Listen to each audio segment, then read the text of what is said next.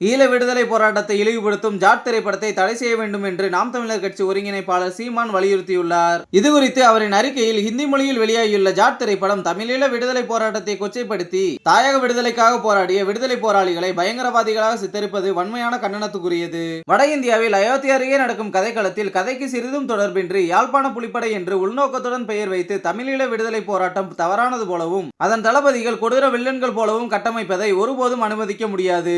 முழுக்க தமிழர்கள் மீதான இனவேற்பினாலேயே இத்திரைப்படம் எடுக்கப்பட்டுள்ளதை எளிதில் உணர முடிகிறது. தாயக கனவுடன் சாவினை தழுவி உலக தமிழர்களின் உள்ளத்தில் வைத்து வணங்க பெறுகின்ற மாவீர தெய்வங்களை அவமதிப்பதை இனியும் வேடிக்கை பார்க்க முடியாது. ஆகவே ஜாட் திரைப்பட குழு ஈழ விடுதலை போராட்டத்தை தவறாக சித்தரிக்கும் சர்ச்சைக்குரிய காட்சிகளை உடனடியாக நீக்க வேண்டும் என வலியுறுத்துகிறேன். தமிழ்நாடு அரசு கடந்த காலங்களைப் போல மக்களின் உணர்வுக்கு மதிப்பளித்து ஜாட் திரைப்படத்தை உடனடியாக தமிழ்நாட்டில் தடை செய்ய வேண்டும் எனவும், தவறும் பட்சத்தில் பெரும் மக்கள் போராட்டத்தை நாம் தமிழர் கட்சி முன்னெடுத்து திரையரங்குகளை முற்றுகையிட்டு தடுத்து நிறுத்தும் என்றும் சீமான் எச்சரிக்கை விடுத்துள்ளார்.